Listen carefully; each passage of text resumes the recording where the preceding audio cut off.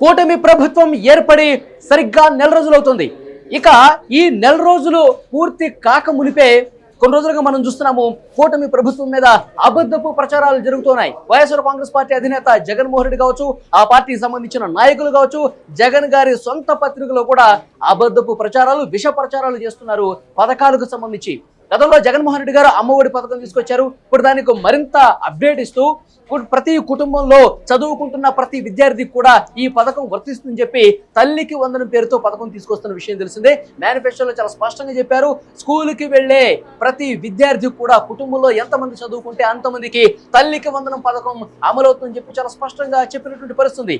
కానీ ఇప్పుడు వైఎస్ఆర్ కాంగ్రెస్ పార్టీ దాన్ని పూర్తిగా విష ప్రచారం చేస్తూ, అబద్ధ ప్రచారం చేస్తూ ఇంకా జూన్ నెల వచ్చినప్పటికి కూడా, కుటుంబ ప్రభుత్వం ఏర్పడినప్పుడు కూడా ఇంకా ఈ పథకం ఎందుకు అమలు కావట్లేదు, మళ్ళీ ఒక విద్యార్థికే ఇస్తామని చెప్పి వాళ్ళు ఏదైతే మేనిఫెస్టో ఇచ్చారో దానికి తిరోధకాలు ఇస్తున్నారంటూ అబద్ధ ప్రచారాలు చేస్తున్నారు. కూటమి ప్రభుత్వం యూటర్న్ తీసుకుంది ఈ పథకానికి సంబంధించి అంటూ పెద్ద ఎత్తున విష ప్రచారం జరుగుతున్నటువంటి సిచ్యువేషన్ కనిపిస్తుంది. ఒకసారి జగన్ గారి పత్రికలో వచ్చినటువంటి ఆ విష ప్రచారాన్ని ఒకసారి మీకు చదివినిపించే ప్రయత్నం చేస్తా. కూటమి ప్రభుత్వం తల్లికి వందనం మీద యూటర్న్ తీసుకుందంట. ఇంట్లో ఎంతమంది ఉంటే అంతమందికి ఇస్తామని ఎన్నికల్లో హామీ ఇచ్చింది, కరెక్టే. స్కూల్కి వెళ్లే ప్రతి విద్యార్థికి 15,000 రూపాయలు జమ చేస్తామని మేనిఫెస్టోలో ప్రకటించారు. జీవో నెంబర్ 29లో ఒక్క తల్లికి మాత్రమే తల్లికి వందనం స్పష్టీకరణ. జీవో నెంబర్ 29లో ఇక్కడ మనం చాలా క్లియర్గా మాట్లాడుకోవాలి. 29లో జీవో నెంబర్లో ఒక్క తల్లికి మాత్రమే, ఒక్క తల్లికే కదండి. ఇప్పుడు ఒక తల్లికి 3-4 పిల్లలు ఉన్నారనుకోండి, స్కూల్కి వెళ్ళేవాళ్ళు, వాళ్ళు 4కి వస్తుంది, తల్లికి మాత్రమే అదే తల్లికి జమ అవుతుంది కదా. ఒక్క తల్లికి మాత్రమే అని పెట్టారంటే కరెక్టే కదండి పెట్టింది. దీన్ని విమర్శిస్తారా? అంటే ఏదో ఒకటి ఇష్టం వచ్చినట్టు మాట్లాడాలా, అబద్ధ ప్రచారాలు చేసుకోవాలా, కూటమి ప్రభుత్వాన్ని విమర్శించడమే లక్ష్యంగా వ్యవహరించాలంటే ప్రజలు అన్నీ గమనిస్తారండి. ఇంట్లో పిల్లలందరూ కాకుండా ఒక్కరికి అంటూ మెలిక, ఈ మెలిక మీరు పెట్టారు. ఇప్పుడు కూటమి ప్రభుత్వం ఏం పెట్టలేదు. 5 ఏళ్ల డేటా ఉన్న లబ్ధిదారుల ఎంపిక పేరుతో తాత్సారం చేస్తున్న సర్కార్ అంట. ఇన్నాళ్లకు కేవలం గైడ్ లైన్స్ మాత్రమే జారీ. ఇన్నాళ్లకు ఎన్ని సంవత్సరాలు అవుతుందండి? ఇన్నాళ్లకు జీవో జారీ అంటే కూటమి ప్రభుత్వం ఏర్పడే సంవత్సరాలు అయిపోయినాయా? చంద్రబాబు గారు 4వసారి ముఖ్యమంత్రిగా ప్రమాణ స్వీకారం చేసి, డిప్యూటీ సీఎంగా పవన్ కళ్యాణ్ ప్రమాణ స్వీకారం చేసి సంవత్సరాలు అయిపోయినాయా? ఒక నెలే కదండి, ఒక నెల ఇవాళకి సరిగ్గా నెల రోజులుగా వస్తుంది. ఇన్నాళ్లకు అని చెప్పి ప్రచారం చేస్తున్న పరిస్థితి కనిపిస్తోంది. జగన్ గారు అయితే అన్ని పథకాలకు సంబంధించి జూన్ నెలలోనే ఆ పథకాలకు సంబంధించిన నిధులు వేసేవాళ్ళు అని చెప్పి, బటన్ నొక్కేవాళ్ళు అని చెప్పి ఈ పత్రికలో రాశారు. ఇప్పుడు వాళ్ళు అధికారంలోకి వచ్చిందే, ఫలితాలు వచ్చిందో 4వ తారీఖు, ప్రమాణ స్వీకారాలు చేసింది 12వ తారీఖు, ఇవాళకి సరిగ్గా నెల. ఇప్పుడు ఈ జూన్ నెలలోనే మొత్తం ఎట్లా అండి? ఇప్పుడు మీరు అన్ని ఖజానాలు ఖాళీ చేసేసి పూర్తిగా వేల కోట్ల రూపాయలు కుంభకోణాలు చేసి ఖాళీ కుండలు మిగిల్చి జగన్ గారు అన్నీ సర్దుకొని చూసుకునేసరికి మొత్తం చెమటలు పట్టే పరిస్థితి కనిపిస్తుంది ఇప్పుడు కూటమి అధికారంలోకి వచ్చిన నాయకులకి. అవన్నీ సర్దుకొని ఏ పథకానికి ఎంత ఇవ్వాలి, ఎవరు లబ్ధిదారులు ఉన్నారు, గతంలో అర్హత లేని వాళ్ళకు కూడా మీరు డబ్బులు ఇచ్చిన పరిస్థితి ఉందట. సో అవన్నీ చూసుకోవాల్సిన అవసరం కనిపిస్తుంది. మీ పార్టీకి సంబంధించిన కార్యకర్తలు వాళ్ళ అర్హత లేకపోయినా వాళ్ళకి కావాల్సుకుని వాళ్ళని లబ్ధిదారులుగా చేర్చి కోట్ల రూపాయల కుంభకోణం చేశారని చెప్పి విమర్శలు వస్తున్నాయి కదా. సో ఇవన్నీ చూసుకొని చేయాలంటే ఇప్పుడే ఒక నెల అయింది, ఇంకో 10 రోజులు సమయం పడుతుంది. కానీ పక్కాగా ప్రతిదీ అమలు చేస్తామని చెప్తుంది కూటమి ప్రభుత్వం. చంద్రబాబు గారు సంతకాలు ఒకేసారి 5 చేశారు. దీన్ని గుర్తుపెట్టుకోవాల్సిన అవసరం కనిపిస్తుంది. ఈ విష ప్రచారాలన్నీ కూడా తిప్పి కొట్టాల్సిన అవసరం కనిపిస్తోంది. ఏదో ప్రతిపక్ష హోదా కూడా లేదన్నటువంటి ఒక అక్కసుతో ప్రజలు మీకు ప్రతిపక్ష హోదా కల్పించలేదు, ప్రజలను అడగండి మాకెందుకు కల్పించలేదని చెప్పి. సో దీన్ని కూడా చూడాల్సిన అవసరం కనిపిస్తుంది. ఈ తల్లికి వందనం పథకం ఒకటే కాదండి, తర్వాత ఉచిత ఇసుక విధానానికి సంబంధించి అప్పుడే విమర్శలు కూడా స్టార్ట్ అయిపోయాయి. డబ్బులు ఓకే దండేసుకుంటున్నారని చెప్పి చెప్తా ఉన్నారు. దీని గురించి కూడా మనం డిస్కస్ చేద్దాం. ప్రస్తుతం మనకి లైవ్లో జాయిన్ అయ్యారు పొలిటికల్ రైటర్ కట్టా కార్తీక్, వారితో ఒకసారి మనం మాట్లాడదాం. ఈ విష ప్రచారాలకు సంబంధించి కొంతమంది అనాలిసిస్ చేసే అవసరం కనిపిస్తోంది ప్రస్తుతం. కార్తీక్, తల్లికి వందనం పేరుతో ఇప్పుడే కూటమి ప్రభుత్వం ఏర్పడి నెల రోజులు అవుతుంది, ఇంకా డబ్బులు జమ కాలేదేంటి? మేనిఫెస్టోలో అందరికీ అని చెప్పారు కదా, ఇప్పుడు ఒకరికే ఇస్తారంట అని చెప్పి ఆ పత్రికలో విష ప్రచారం స్టార్ట్ అయిపోయింది. ఎలా చూడాల్సిన అవసరం కనిపిస్తుంది? సార్, పథకాలకు సంబంధించి మీరు మంచి క్లారిటీ ఇచ్చారు. సరే, అది ఒక్కసారి మీరు ఎటాకు క్లారిటీ ఇచ్చారు కాబట్టి కొత్త విషయం ఒకటి నేను మీకు చెప్పే ప్రయత్నం చేస్తాను. 2019లో జగన్మోహన్ రెడ్డి గారు 151 సీట్లతోటి అధికారంలోకి వచ్చిన తర్వాత మొదటి నెల పరిపాలన ఎలా ఉంది, చంద్రబాబు నాయుడు గారు మొన్న అధికారంలోకి వచ్చిన తర్వాత జూన్ 4th రిజల్ట్ వచ్చాయి, 164 సీట్లతో కూటమి ప్రభుత్వం ఏర్పడింది. జూన్ 12వ తారీఖు చంద్రబాబు నాయుడు గారు ముఖ్యమంత్రిగా ప్రమాణ స్వీకారం చేశారు. ఈ రోజుకి కరెక్ట్గా 1 మంత్ అవుతుంది. వీళ్ళ పరిపాలన ఎలా ఉంది? ఒక నెల కాలంలో జగన్మోహన్ రెడ్డి అప్పుడేం చేశాడు, ఒక నెల కాలంలో చంద్రబాబు నాయుడు గారు ఇప్పుడేం చేశారు? ఒకసారి మనం మాట్లాడుకునే ప్రయత్నం చేస్తే, ఒక నెల కాలంలో జగన్మోహన్ రెడ్డి గారు ఆలోచన చేసింది ఏంటంటే ప్రజావేదికని విధ్వంసం చేసి కుట్రపూరితంగా దాన్ని ధ్వంసం చేసే ప్రయత్నం చేశాడు. అమరావతిని కిరి చేసే ప్రయత్నం చేశాడు. కేసులు పెట్టి ఏదో సబ్ కమిటీల పేరుతోటి ఏదో గతంలో అవినీతి జరిగింది అది ఇది అని చెప్పేసి క్యాబినెట్ సబ్ కమిటీలు వేసే ప్రయత్నం చేశాడు. గత 1 మంత్ ఫస్ట్ 1 మంత్ కాలంలో ఒక్క అభివృద్ధి సంక్షేమ కార్యక్రమాన్ని కూడా జగన్మోహన్ రెడ్డి గారు తీసుకోలేదు. పైగా గతంలో కంటిన్యూ అవుతున్నటువంటి అనేక పథకాలను ఆపే ప్రయత్నం చేశాడు. అన్నా క్యాంటీన్ ధ్వంసం చేశాడు. అన్నా క్యాంటీన్ రద్దు చేస్తున్నట్టే మూసేశాడు. పేదవాడు 5 రూపాయలకే అన్నం తినగలిగినటువంటి పథకాన్ని ఆపు చేసిన ఘనత కేవలం జగన్మోహన్ రెడ్డి గారిదే. అంటే పేదవాడికి అన్నం దొరకకూడదని ఆయన కోరుకున్నాడో ఏమో నాకు తెలియదు. విషయం విధ్వంసంతో ప్రారంభమైంది ఆయన పాలన. ప్రజావేదికను కూల్చేశారు. మొదటి ఆదేశాలు ఇచ్చింది కూల్చే విషయానికి సంబంధించే కాదు. విషయం ఏంటంటే ఆయన పరిపాలన మీరు చెప్పినట్టు ప్రజావేదిక కూల్చివేతతో స్టార్ట్ అయింది. వాలంటీర్ల తీసివేతతో క్లోజ్ అయింది. వాలంటీర్లతో బలవంతంగా రాజీనామా చెప్పి వాళ్ళ జీవితాన్ని విధ్వంసం చేశారు కదా. అంటే ఒక విధ్వంసంతోనే స్టార్ట్ అయింది, మరొక విధ్వంసంతో క్లోజ్ అయింది. ఆయన పరిపాలన మొత్తం విధ్వంసమే. ఆయన 1 మంత్ కాలంలో నేనేం చేశానన్నది జగన్మోహన్ రెడ్డి గారు ఒకసారి రివ్యూ చేసుకోగలిగితే ఇప్పుడు కూటమి ప్రభుత్వం ఎలా చేయగలిగింది అన్నది అర్థమైపోతుంది. 1 మంత్ పరిపాలన కాలంలో పెంచిన పింఛలని జగన్మోహన్ రెడ్డి గారి పరిపాలనా కాలంతో సహా అంటే గత 3 నెలల కాలంలో 1000 రూపాయలు చొప్పున మొత్తం పెంచిన దానికి మొత్తం 3000 కలిపేసి 7000 రూపాయల పెన్షన్ని మొదటి నెలలోనే అందించడం జరిగింది. అవునా కాదా? అన్నా క్యాంటీన్లు ఓపెన్ అయి పేదవాడికి అన్నం దొరుకుతుంది. అవునా కాదా? అమ్మ ఒడికి సంబంధించి తల్లికి వందనం, అమ్మ ఒడి స్థానంలో తల్లికి వందనం తీసుకొచ్చారు. పెంచిన డబ్బులతో తల్లికి వందనం క్లియర్గా గైడ్లైన్స్ ఇవ్వడం జరిగింది. అవునా కాదా? గైడ్లైన్స్లో మీరేమంటారు? మీరు ఆల్రెడీ వలి గారు మీరు క్లారిటీ ఇచ్చారు ఒకే మదర్కి అని చెప్పేసి. ఒక పిల్లగాడికి ఇచ్చినా లేదా ఇద్దరికి ఇచ్చినా ముగ్గురికి ఇచ్చినా ఒకే తల్లికి అది జమ కావాల్సింది. ఒకే తల్లికి అని కండిషన్ తప్పేలా అవుతుంది. అంటే తల్లిని కొత్తగా క్రియేట్ చేయాలా ఏంది?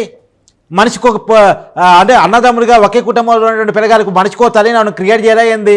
ఏం మాట్లాడుతున్నారు? మీకంటే మానవ సంబంధాలు తెలియవు, కుటుంబ సంబంధాలు తెలియవు, కుటుంబాన్ని మొత్తం వదిలేశారు. మీరు అందరూ ఆలోచించరు. సో ఒకే మదర్కి ఎంతమంది బిడ్డలున్నా ఆ మదర్కే డబ్బులు జమ అవుతాయి. ఒకే మదర్ అనే కండిషన్ తప్పు కాదు. పైగా క్లియర్గా దాంట్లో పెట్టిన కండిషన్స్ 2 మళ్ళీ క్లియర్గా నేను చెప్తాను. తల్లికి వందనంలో 2 కండిషన్స్ ఉన్నాయి. ఒకటి మన ఆధార్ కార్డు ఉండాలి, 75% హాజరు ఉండాలి స్కూల్కి, ఇంటర్మీడియట్ వరకు హాజరు ఉండాలి. తప్పే ఉంది. ఇంకోటి కూడా చెప్పారు, ఆధార్ కార్డు ఎవరైనా లేకపోతే అప్లై చేసుకోవడానికి కూడా టైం ఇచ్చారు. ఆధార్ కార్డు ఖచ్చితంగా అప్లై చేసుకోవచ్చు. గ్రామ సచివాలయాల్లో అప్లై చేసుకునే అవకాశం ఉంది, మీ సేవల్లో అప్లై చేసుకునే అవకాశం ఉంది. సో ఖచ్చితంగా అప్లై చేసుకోవచ్చు అనే అవకాశాన్ని ఇచ్చారు. సో ఒకటి ఆధార్ కార్డు అప్లై చేసుకునే అవకాశం ఉంది. సో 75% వాళ్ళు ఖచ్చితంగా స్కూల్కి పోవాలనేటువంటి కండిషన్ కోసం అది పెట్టారు. అది వాళ్ళు మాట్లాడుతున్నది ఇన్నాళ్ళకి వచ్చిందయ్యా జీవో అని చెప్పేసి అన్నారు. ఎన్నాళ్ళ కంటే ఇప్పుడు ఏంది 2-3 సంవత్సరాలు అయిపోయిందా ఈ ప్రభుత్వం ఏర్పడి? నాకు అర్థం కాల. అవును. ఇంకొక విషయం కూడా క్లారిటీ, ఇసుక పాలసీ మీద కూడా ఒక విస్పచారం చేస్తూ ఉన్నారు. ఏంటి లోడింగ్ ఛార్జీలతో ట్రాన్స్పోర్ట్ ఛార్జీతో ఎక్కువ వసూలు చేస్తున్నారు. ఉచిత ఇసుక పేరుకు కానీ ఎక్కువ డబ్బులు అంటే వైసీపీ హయాంలో కంటే ఎక్కువ డబ్బులు కూటమి వసూలు చేస్తుందని. అసలు మీ హయాంలో ఇసుకే దొరకలేదు కదా జగన్మోహన్ రెడ్డి గారు? ఎక్కడ ఇసుకుంది చెప్పండి? మొత్తం వైసీపీ నాయకులు బ్లాక్ మార్కెట్ చేసి ఆన్లైన్లో ఎప్పుడైనా ఇసుక సామాన్యులు దొరికిందా?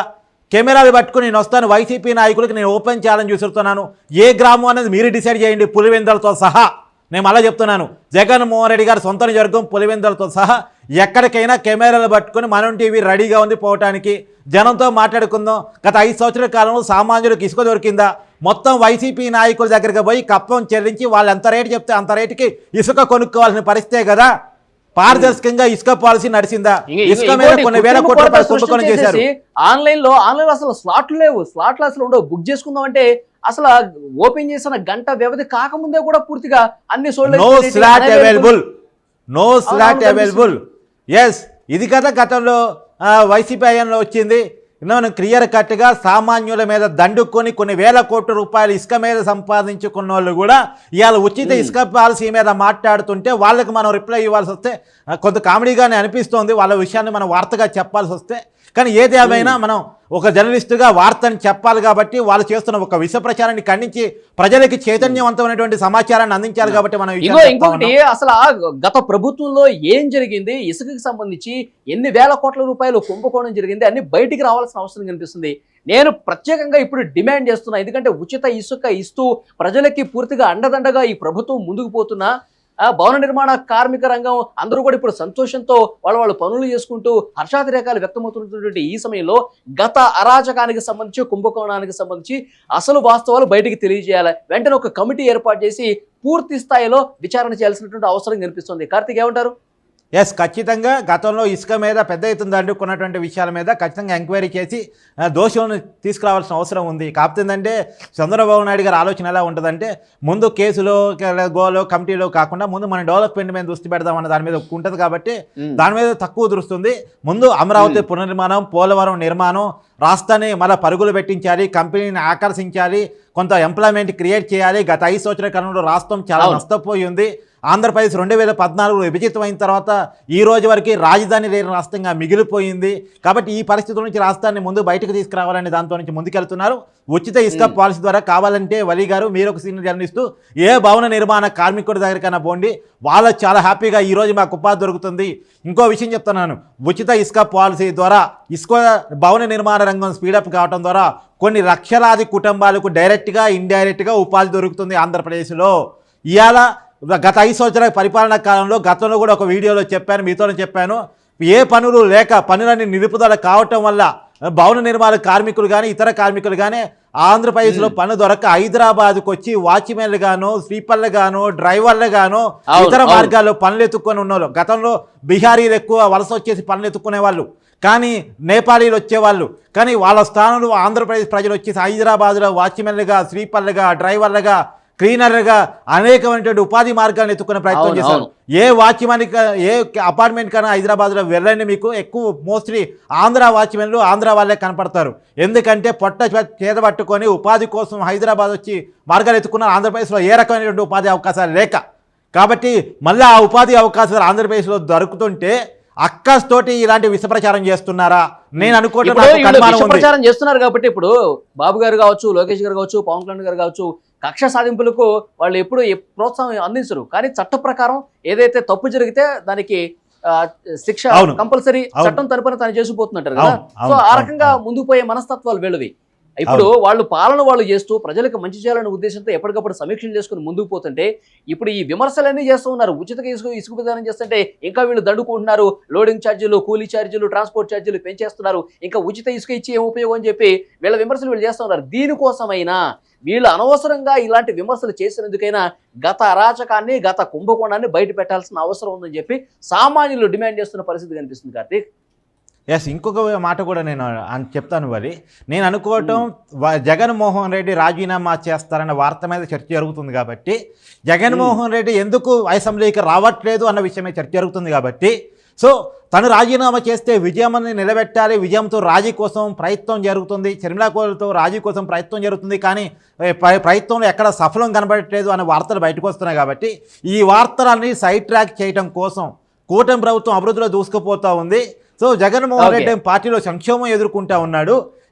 ఈ చర్చను పక్కదో పట్టించడం కోసం కూటమి ప్రభుత్వం మీద ఒక అబండాలు వేసి విషప్రచారం చేస్తే జనం దుస్థితిని మార్చొచ్చు అనే కారణం చేత ఇలాంటి విషప్రచారాలు చేస్తున్నారేమో అనుమానం నాకు కలుగుతూ ఉంది. మరి రైట్. సో మొత్తానికి వైఎస్ఆర్ కాంగ్రెస్ పార్టీ అయితే విష ప్రచారం చేస్తూ ఉంది, అబద్ధపు ప్రచారాలు చేస్తున్న పరిస్థితి కనిపిస్తుంది. ఒక నెల రోజులు కాకముందే ఇలాంటి విష ప్రచారాలతో ప్రజల్ని డైవర్ట్ చేయాలని చూస్తున్నారు. ఇప్పుడు తల్లికి వందనం పేరుతో తర్వాత ఉచిత ఇసుక విధానం అని చెప్పి ఈ కూటమి ప్రభుత్వం యూటర్న్ తీసుకుంటుంది. మేనిఫెస్టోలో ఇచ్చింది ఒకటి, ప్రజెంట్ చేసేది ఒకటి అని చెప్పి యూటర్న్ తీసుకుంటుందని చెప్పి వాళ్ళు విష ప్రచారం చేస్తూ జగన్మోహన్ రెడ్డికి అలవాటు. జగన్మోహన్ రెడ్డి హామీల గురించి మాట్లాడుకుంటే ఇప్పుడు మద్యంని నిషేధిస్తా, మద్యం లేకుండా చేస్తా, ఓన్లీ 5 స్టార్ హోటల్ తప్ప ఎక్కడ దొరకకుండా చేస్తా అన్నాడు. ఏ బ్రాండ్లు అమ్ముకున్నాడు, 1000 కోట్ల రూపాయలు అమ్ముకున్నాడు. తర్వాత ఉద్యోగస్తులు అనేక హామీ కాదు కార్తీక్, మద్యపాన నిషేధం అమలు చేస్తామని హామీ ఇచ్చి దశల వారీగా అమలు చేస్తామని చెప్పి అమలు చేయకపోవడం పెట్టి మాట మద్యం మీద భవిష్యత్తులో వచ్చే ఆదాయాన్ని కూడా చూపించి వాళ్ళు అప్పులు తెచ్చుకున్నారంటే ఏ విధంగా అర్థం చేసుకోవాలి, ఎలా అర్థం చేసుకోవాలి అసలు? అవును.